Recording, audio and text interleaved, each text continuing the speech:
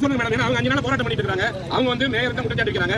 நீங்க வந்து பணியை நிரந்தரம் பண்றேன்னு சொன்னதால இல்ல அவங்க தூய்மை பணியாளர்கள் ஏன் வந்து உட்கார்ந்தது எல்லா வீடியோ எடுத்து எங்களுக்கு தெரியும். நாங்க கேட்க ஒரே ஒரு பதில். தொடர்ந்து அந்த ரிப்பன் மாளிகை முன்னாடி தொடர் போராட்டம் நடந்துட்டு இது வந்து அரசாங்கத்துக்கு கெட்ட பேர் தான். அவங்க வந்து அங்க இருக்கக்கூடிய மக்கள் ஒரே ஒரு கோரிக்கை என்ன சொல்றாங்க, இதே மேயர் தான் எங்களுக்கு வாக்குறுதி கொடுத்தாங்க.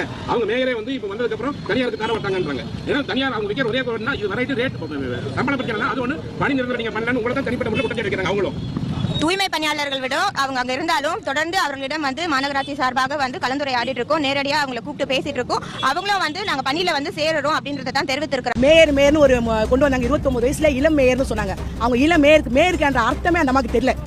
அந்த அம்மாக்கு தெரிஞ்சதான் இப்போதைக்கு பணம் சேகர் பாபு அவங்க வந்தவொடனே குடுக்குன்னு போய் கதவை திறக்கிறவங்க ஒரு நிமிஷம் அந்த ஜன்னல் கதவை திறந்து எங்களை பார்த்துருந்தாங்கன்னா எங்களோட அருமை புரிஞ்சிருக்கும். சென்னை மாநகராட்சியில் குமரகுரு ஆகட்டும், மேடம் பிரியாக்காவும் ஆகட்டும், சேகர் பாபனை எப்படி எங்களை காலி பண்ணலான்னு திட்டம் போட்டு நல்லா காலி பண்ணி முடிச்சிட்டாங்க.